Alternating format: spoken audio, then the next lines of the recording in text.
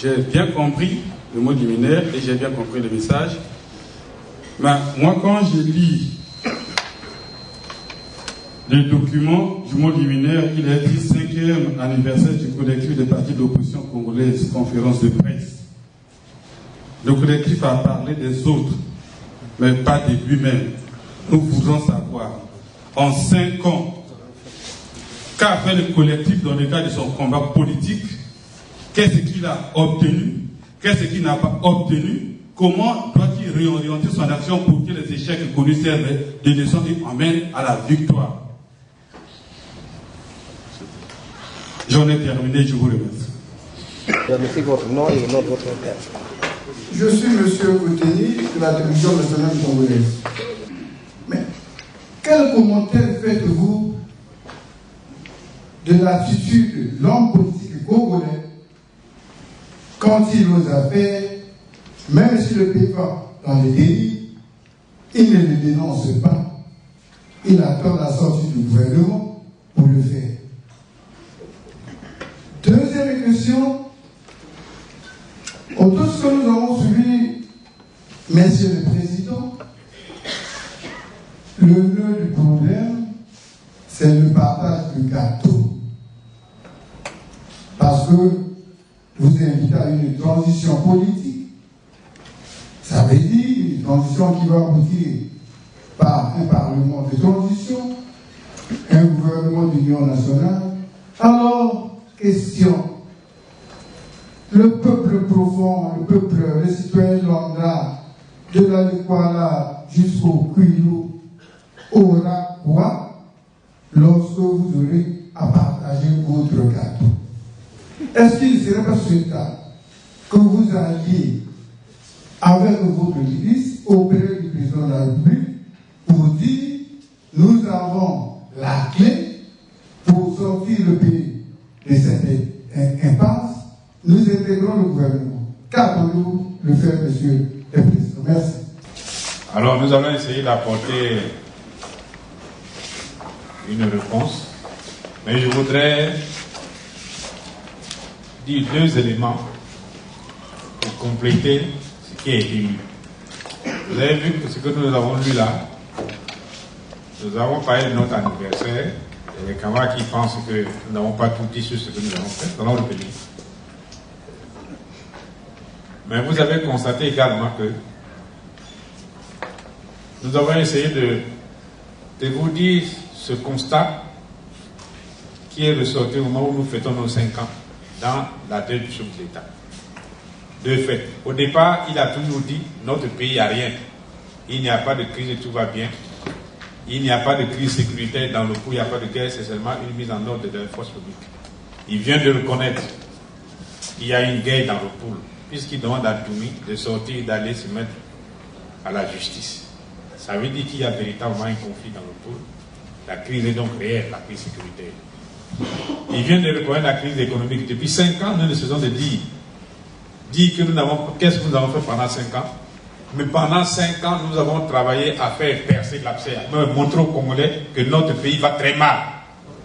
Il va à l'eau. Si nous ne l'avions pas dit, peut-être que le président de la République n'aurait jamais reconnu, là, le 15 août, que le pays est en crise. Mais nous avons fait tout. On s'est battu pour qu'ils comprennent que le pays va mal. Il y a une mauvaise politique qui est en train de pousser le pays à la catastrophe. Maintenant, c'est reconnu. Quand il parle de la crise économique, l'accord avec le Fonds monétaire, c'est toujours le résultat d'une crise économique et financière. Quand il condamne les syndicalistes qui font des grèves, mais c'est la reconnaissance de la crise sociale. Quand il dit je suis content, on a dit que les élections, les observateurs ont dit que c'est bon, mais il reconnaît la crise politique et électorale. Que dans notre pays, ça ne va pas du tout. Mais il y a une chose qu'on n'a pas vue. Regardez le défilé du 15 août.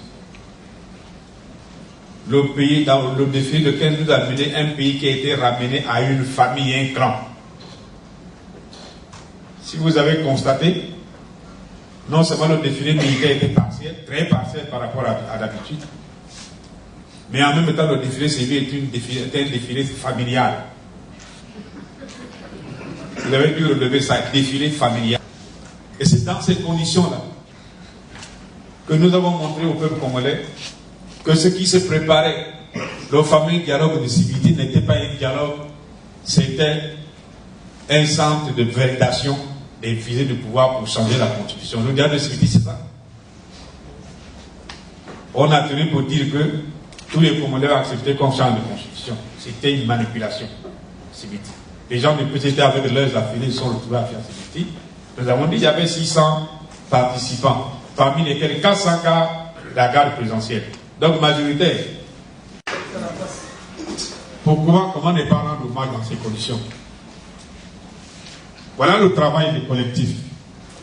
Et aujourd'hui, avec toutes les saletés qu'on a mises ici et là, la corruption, toutes les tentations, les tentatives de casser l'opposition, de casser le mouvement populaire, de casser le mouvement patriotique, et le collectif résiste et dit non. Voilà la voie à suivre. Mais comme nous ne voulons plus que les Congolais versent de leur sang inutilement, parce que les Congolais ont beaucoup péri, le sang des Congolais a trop coulé, nous ne voulons pas de ça. C'est la raison pour laquelle nous revenons inlassablement à la question du dialogue. Et nous demandons que le dialogue se déroule dans notre pays. Il faut un dialogue dans notre pays pour en sortir. Sinon, mais il y aura encore les 14 dans ce pays-là. Vous n'avez pas vu? Alors que les Sénégalais ont le droit de revendiquer leurs droits, ils ne sont pas payés. Ils doivent se manifester qu'on les paye. On dit c'est sauvage. Et quand on dit c'est sauvage, c'est un prélude à quoi? À la répression, non? Si. Comment vous allez participer? Ce n'est pas dans la rue, en allant taper, vous êtes des journalistes. C'est pour dire aux Congolais, non, ça vraiment, ce que le président a fait là, c'est pas bon. Par exemple, on familiarisait une fête de 15 août, une fête nationale, mais il faut dire que c'est mauvais. La fête nationale concerne tous les Congolais. C'est un élément de la lutte. Venez dire que non, tout va bien, les élections étaient bonnes, tout ça. Maintenant, il faut seulement aller à l'accord avec le Fonds monétaire parce que à partir du dernier trimestre, donc la situation va devenir bonne. Mais on dit non au dialogue. Mais est-ce que c'est responsable de dire non au dialogue aujourd'hui, dans les conditions d'aujourd'hui? Tout à l'heure, je reviendrai, je vais vous expliquer un peu cette histoire du Fonds monétaire. Mais je voulais aborder seulement d'abord ces questions générales qui ont été posées. Vous fêtez vos 5 ans, qu'avez-vous fait? Mais la route parcourue a été longue et semée d'embûches, mais nous ne nous sommes pas découragés et nous n'avons pas pété les chiffres. Maintenant, pour revenir aux questions qui ont été posées, je vais laisser aux autres le temps de répondre aux questions, mais je voudrais revenir sur la question parce que la ruse politique qui a été utilisée le jour le 14 dans le discours, c'est de dire aux gens, non, mais écoutez, moi, la crise, ça va se résoudre. Il suffit que Ndoumé se rende devant le tribunal là-bas, mais Ndoumé est un homme armé. Comment il va se rendre au tribunal de lui-même? C'est impossible, c'est irréaliste. Bon, ensuite, c'est de dire, bon, on va signer un accord avec le Fonds monétaire et tout va aller. Mais non, chers amis. Quand on fait la politique, il faut savoir ce qu'on fait. Aujourd'hui, il y a des décisions qui auraient pu être proposées par le président de la République lui-même. Je prends quelques-unes. Regardez. Si vous prenez notre pays, en 2002, j'ai souvent cité ça, en 2002, lorsqu'on a fait le budget de 2002, la masse salariale annuelle, c'est-à-dire les frais de personnel de l'État, était estimée à 118 milliards de francs CFA. Vous divisez par 12, vous avez 9 milliards 833 millions. C'est pas ça? Par mois. Mais en 2017, je vous rappelle qu'à l'époque, le prix du baril de pétrole était estimé à $18. Mais en 2017,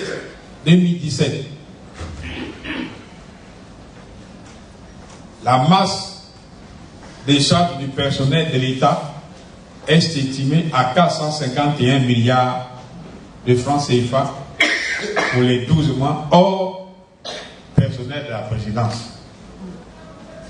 Diviser 451 milliards par 12, ça vous donne un taux mensuel de 37 milliards 500 millions. Dites-moi, qu'est-ce qui s'est passé? En 2002 déjà, l'une des conditions essentielles pour arrêter l'évolution de la masse salariale, c'était de nettoyer le fichier de la fonction publique. Parce qu'on estimait qu'un pays de 4,5 millions ne pouvait pas avoir 75 000 fonctionnaires. Donc il y avait forcément des doublons et des faux. Mais aujourd'hui, comme on est passé à 37 milliards 500 millions, si vous ajoutez 5 milliards à la prison, vous êtes à 48 milliards 500 millions. Alors, qu'est-ce qu'on dit? Le président aurait pu nous dire, cette situation est anormale, regardez le fichier de la fonction publique, regardez cette masse-là, c'est composé de quoi? Ce n'est pas une mesure immédiate. On n'a pas besoin, on a besoin du fonds monétaire pour ça. On n'en a pas besoin. En 2002, quand on a prévu, je vais vous dire, les charges de fonctionnement de l'État, le fonctionnement de l'État était à 36 milliards. 2002. Nous sommes en 2017, c'est passé à 289 milliards, à peu près 300 milliards. Qu'est-ce qui s'est ajouté ici? Pendant qu'il y a une décadence totale de l'hôpital, de l'école, de la vie de tous les jours, du chômage qui monte partout. Comment on peut expliquer ce genre de variation-là? Est-ce que vous, les Congolais, vous comprenez ça? Ça nous dépasse. Comment est-ce qu'on a pu arriver là? Comment est-ce qu'on a pu arriver là? Ce n'est pas sérieux. La vie des Congolais n'a pas changé. Mais voilà comment l'argent s'envole. L'argent s'envole. Et ça, c'est les mesures à prendre immédiatement. Dans un pays de 4,5 millions d'habitants, vous avez besoin d'un gouvernement de 38 ministres. Mais pourquoi on a un gouvernement de 38 ministres? Voilà une charge à réduire immédiatement. Le président aurait pu proposer déjà dans son discours qu'on réduise les nombres de ministres. Quand vous réduisez le nombre de ministres, vous allez réduire le nombre des cabinets également. Et regarde, il y a combien de personnes au cabinet présidentiel? À la primature, c'est pas moins de 200 à 300 personnes. Hein? Pourquoi? Pour traiter quel dossier? Voilà les mesures immédiates. Arrêtez avec des fêtes fastueuses. Regardez, on n'arrive pas à payer les pensions des retraités, mais nous avons organisé une fête de 15 jours très coûteuse. Très, très coûteuse. Très coûteuse. Pour défiler, vous avez vu l'opacité, non? Les drapeaux rouges là. Mais c'est 2000 francs par quelques personnes qui défilent. Au moins. Les danses du soir. Sans compter l'argent qu'on jette comme ça. Des investissements absolument inutiles. Exemple, la zone industrielle de, on appelle ça, de Kitéré. Manoukou plutôt. Ça existe encore là-bas. On a fait des mauvais choix en matière d'investissement. Les mini-colocos de Mko. Nous avons dit dans le texte que les Congolais continuent à manger les cuisses congelées qui viennent d'Europe, les cuisses de poulet congelées qui viennent d'Europe, qui rendent les gens malades. Alors qu'on avait mis des poulets là pour nourrir les Congolais, mais il n'y a pas de poulet. J'ai demandé à mon cuisinier l'autre jour, mais moi je voudrais avoir des poulets vivants là. On ne peut pas trouver. Ah patron, c'est dur hein. Mais ce n'est pas pour dire en gros. Regardez tout ça. C'est les mesures immédiates qui auraient pu être prises. Mais il y a une autre mesure, nous l'avons déjà proposée. Dans ce pays, mettons quand même qui a dit que ce que Denis Sassou Nguesso avait posé un acte juste. Mais quand il était président du comité central de l'ancienne PCT, le salaire d'un ministre était 400 000 francs. C'est ça, non? Mais aujourd'hui, le salaire du ministre le moins rémunéré, c'est 15 millions. Et regardez. Mais là, on peut dire, bon, au lieu de faire comme ça, bon, on va réduire un peu. On va ramener les salaires des ministres au niveau antérieur. Pas qu'à 100 000. Puis c'était monté jusqu'à 3 millions et demi. Alors, on va mettre à ce niveau-là. Mais 15 millions. Vous vous rendez compte comment on peut des histoires pour un Congolais qui n'a jamais gagné 100 000 francs dans sa vie? vous l'avez nommé ministre, c'est comme ça, il a 15 millions. Pourquoi voulez-vous qu'il conteste?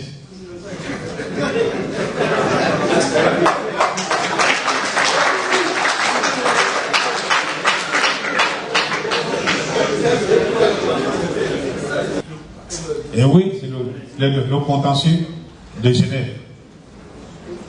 Je n'ai jamais rentré au trésor.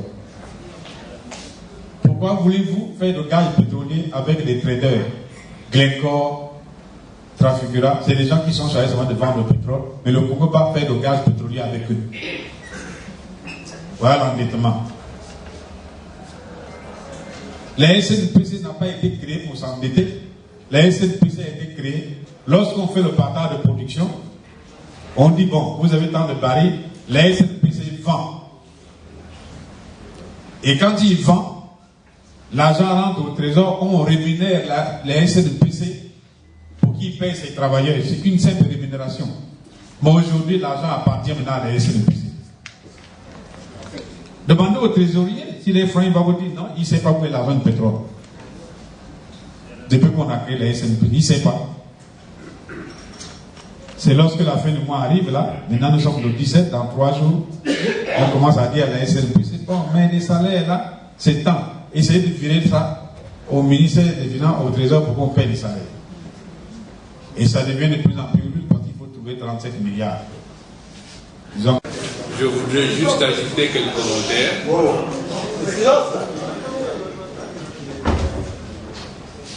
D'abord, je me pose une question. Est-ce qu'il y a dans la salle quelqu'un qui a fêté son anniversaire cette année? Est-ce qu'il y en a? Moi, c'est le 31 août prochain. Uniquement les gens du pouvoir. Mais parmi les journalistes, personne n'a encore fêté son anniversaire. Non, c'est le 31 août prochain. Le 31 août. Dimi est où? Parce que c'est la vie que je réponds un peu. Dommage qu'il ne soit pas là. D'accord. En général, quand vous fêtez vos anniversaires, que faites-vous? Est-ce que, à cette occasion, vous vous levez devant votre famille et vous dites, cette année 2017, le 31 août, si on était déjà arrivé à ce moment-là, notre frère allait dire, cette année 2017, c'est mon anniversaire. Dans l'année, depuis l'année dernière, j'ai construit tant de maisons, j'ai épousé tant de femmes, j'ai fait tant d'enfants. Est-ce qu'on fait comme ça? Mais pourquoi vous demandez au collectif ce qui ne se fait pas chez vous?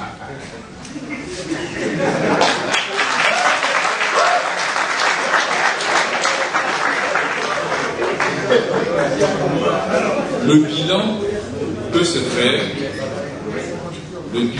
faire n'importe quand.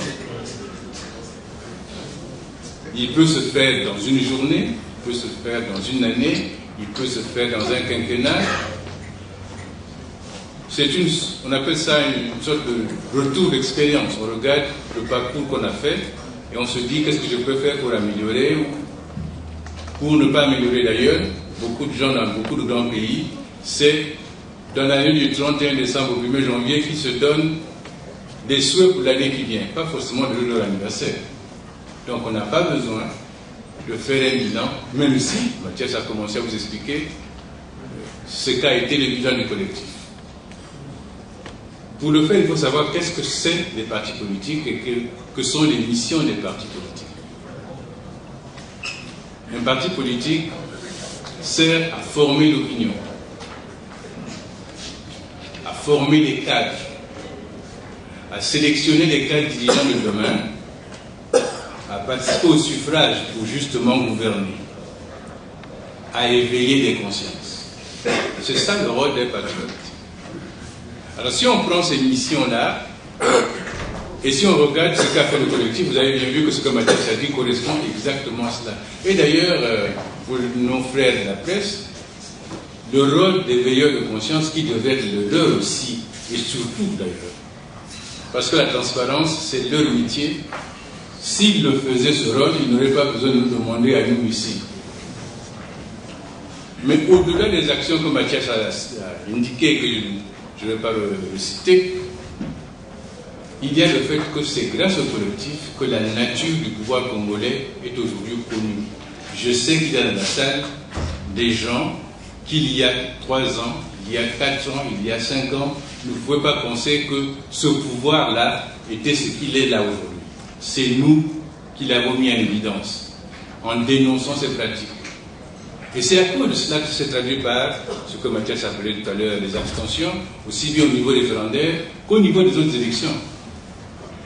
Nous estimons aujourd'hui qu'on a tellement bien fait notre travail que même l'extérieur sait ce que c'est que le pouvoir du Congo.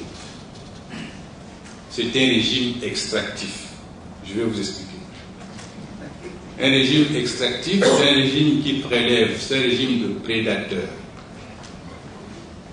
Il vit sur la rente, dans notre cas, la rente pétrolière, minière et forestière. C'est un régime d'inégalité, et vous le savez. Tout à l'heure, on parlait de salaire entre quelqu'un qui gagne 100 000 et quelqu'un qui gagne 15 millions. On ne fait pas le même rêve la nuit, hein. C'est pas possible. Parce qu'avec vos 100 000 et le propriétaire de la maison qui vient vous demander de payer, et celui qui a 15 millions, qui a la possibilité de vivre grassement, je vous rappelle que c'est plus que le salaire du président américain. Le salaire des ministres congolais, c'est plus que le salaire du président américain, c'est plus que le salaire du président français. Mais c'est ça la vérité. Et pour des pays qui sont beaucoup plus pauvres, on peut se demander qu'est-ce que c'est. Mais c'est ça. Alors donc, oui, nous avons joué notre rôle de veilleur de conscience. Et normalement, la meilleure façon de tuer le collectif, c'est qu'au Congo, tout se passe bien.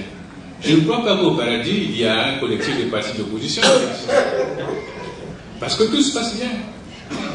Là-bas, Dieu le Père fait des choses comme il faut. Mais puisque nous n'avons pas Dieu le Père, évidemment, il faut absolument qu'il y ait des contre-pouvoirs comme le collectif pour dénoncer, pour proposer, pour indiquer le cap. Voilà le mot. Parce que c'est comme ça qu'on doit faire.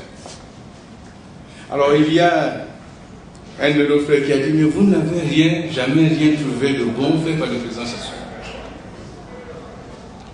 D'abord, le rôle de l'opposition, ce n'est pas de féliciter un président. Ce n'est pas notre métier. Notre métier, c'est de lui dire, ça c'est pas bon, il faut faire comme ça.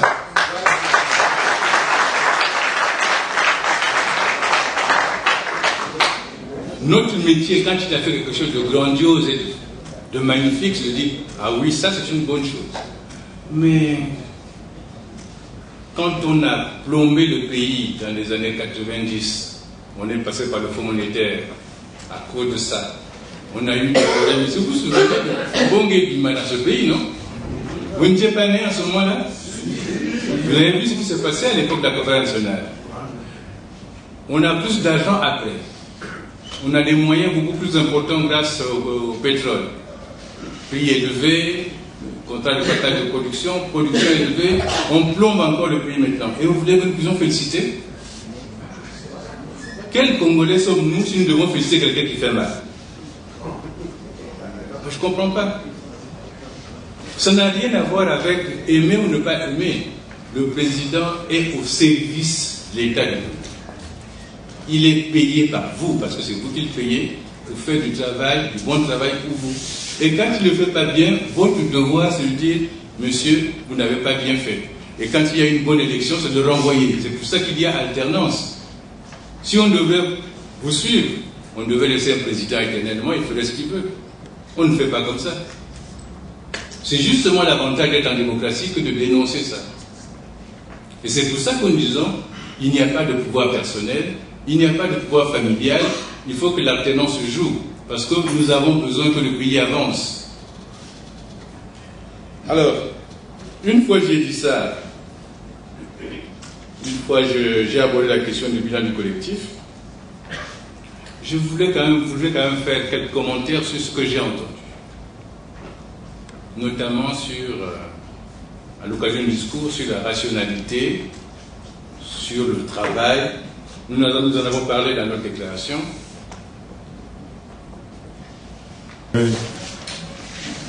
D'avoir, pendant 5 ans durant, mené un combat dans la cohésion et dans l'entente Total, nous sommes si heureux de constater que les résultats n'ont pas été nuls, puisque au bout de 5 ans, de plus en plus de peuples congolais prendre conscience. Sinon, vous avez les élections le 16 juillet dernier et le 30. Vous avez vu comment les Congolais sont restés chez eux à la maison. Vous êtes à Brazzaville, prenez l'exemple de Brazzaville. Il y a beaucoup de bureaux de vote, les gens étaient obligés d'envoyer des militaires aller voter là, dans ces bureaux-là. Dans beaucoup de bureaux de vote. Et le pouvoir a dû déployer des moyens financiers et militaires pour dissuader certains indépendants en leur demandant de se retirer. Ça veut dire que le mouvement de conscience, de prise de conscience est en marche.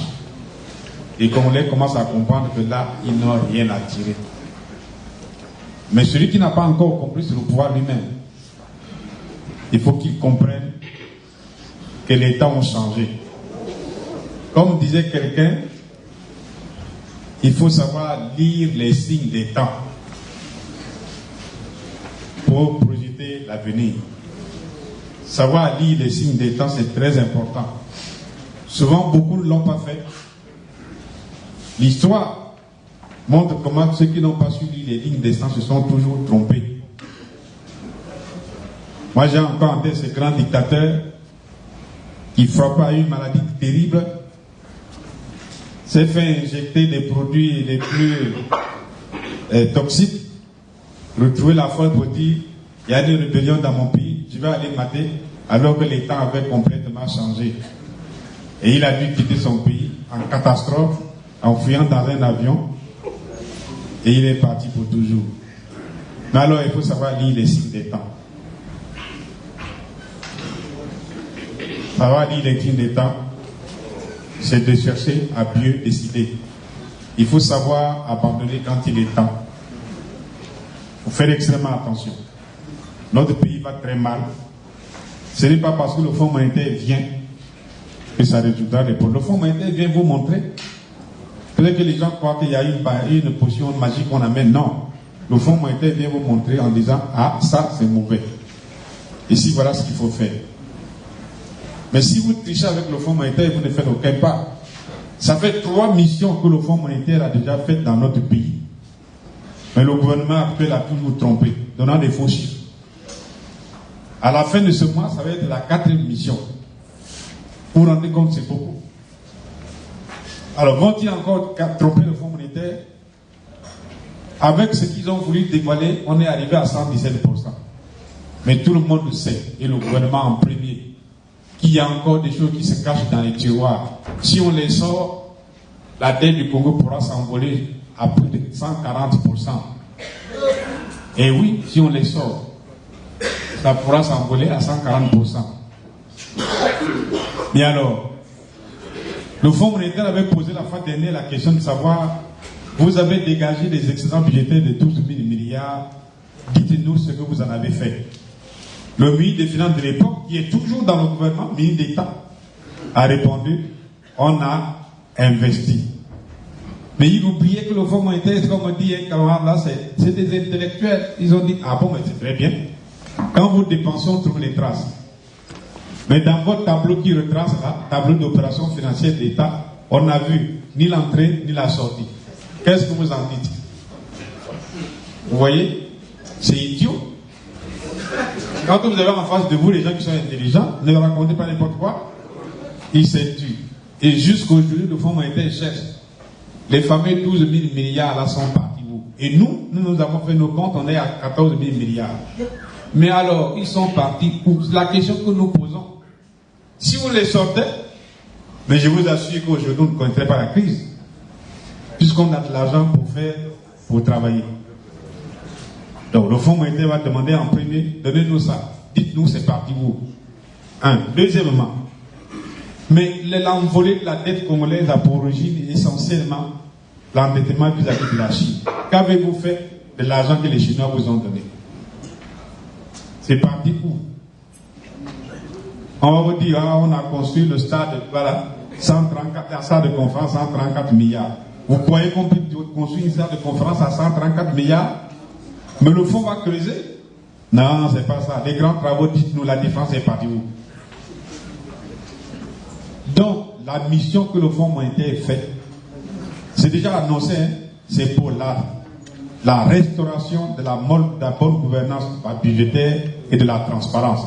Ça veut dire qu'il faut que le gouvernement congolais soit transparent. Mais la transparence implique la punition, la sanction. Est-ce que le gouvernement là est prêt à sanctionner? Et qui on doit sanctionner? Le fonds monétaire va demander, bon, mais vous produisez du pétrole. En 2017, la prévision pour la production de pétrole, c'est 93 millions de barils. 93 millions de barils. C'est beaucoup. Malgré les soustractions invisibles, là, on a mis le prix du baril à $38. Alors que ce n'est pas vrai. Vous savez pourquoi on a mis à $38? Non. Mais parce qu'on a mis une décote fictive, la décote qui ne compte pas $6 de plus. Et en plus, on a ajouté une précaution de $10. Depuis 2003, on détourne l'argent impunément parce qu'on met de côté non seulement la décote qui était de $1,5 est passée à $6. Les $4,5 là, qui c'est qui les prend?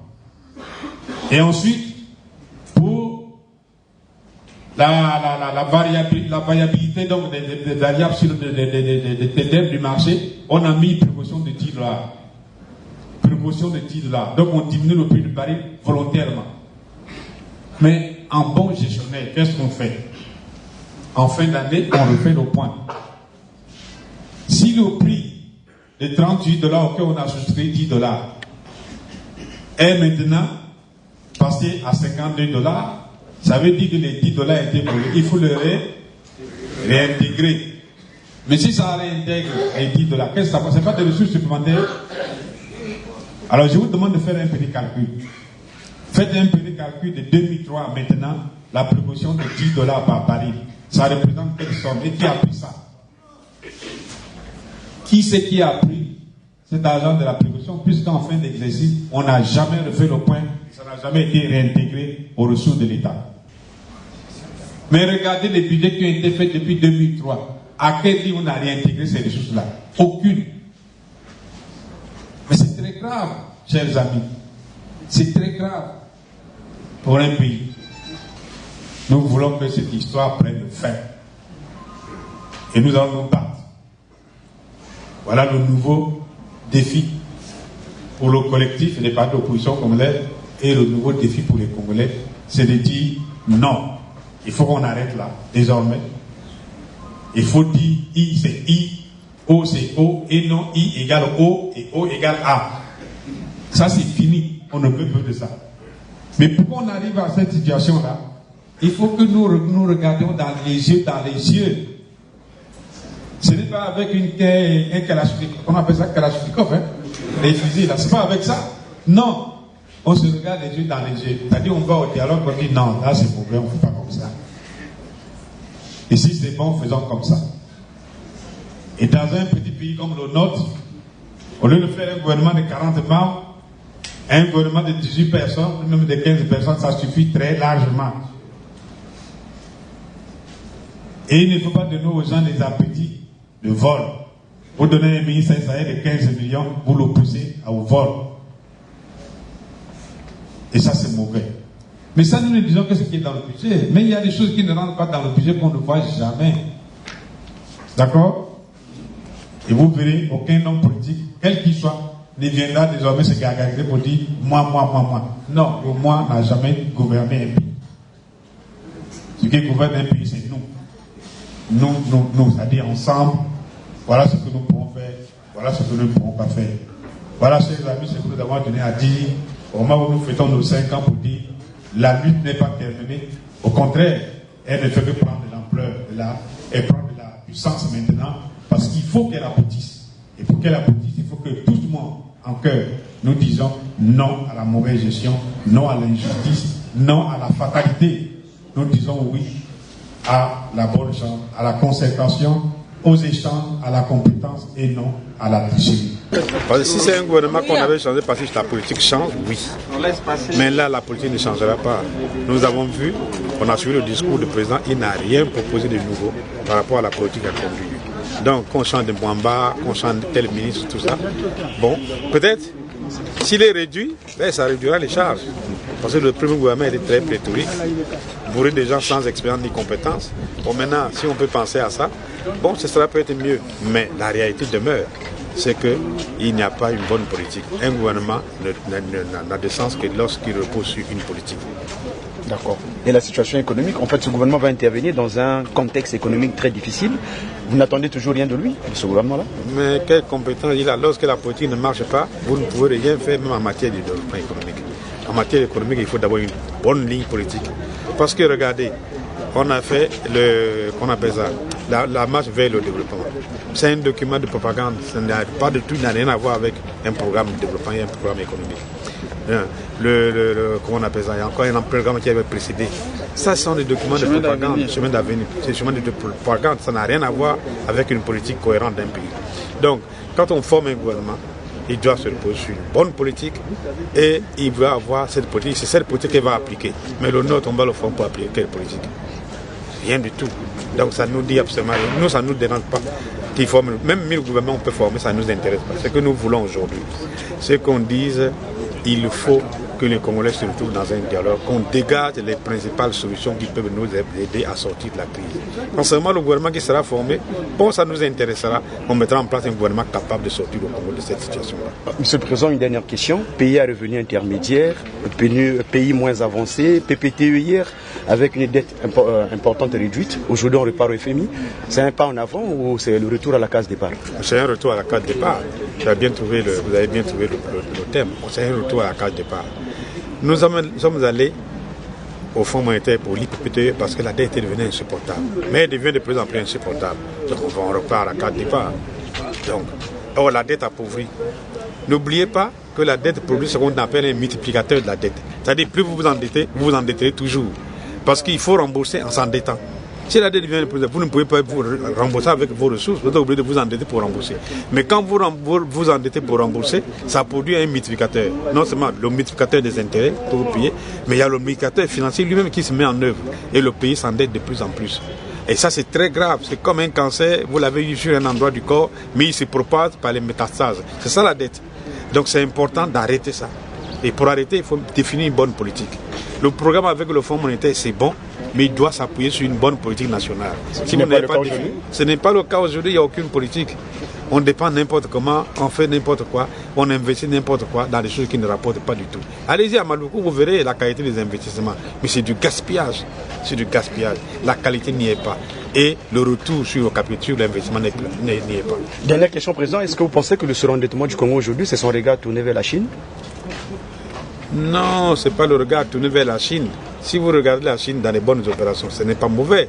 Mais le point, c'est qu'on s'est endetté inconsidérément avec la Chine. Et les Chinois non plus ne nous ont pas aidés. Ils ont mis à propulser comme la dette, comme ça sans regarder, alors que le Fonds monétaire a posé à travers son programme des conditions précises. 1, il faut s'endetter aux conditions concessionnaires. 2, en s'endettant, il faut éviter de faire le gage pétrolier. Ces deux éléments fondamentaux du programme IPPTE, le Congo ne les a pas respectés. Et les Chinois, qui est un grand pays, un pays qui fait partie du conseil d'administration du Fonds monétaire, devaient nous rappeler alors en disant attention, voilà les conditions posées par le FMI. Nous voulons bien vous aider, mais à condition qu'on reste dans les conditions proposées par le FMI. C'est très important.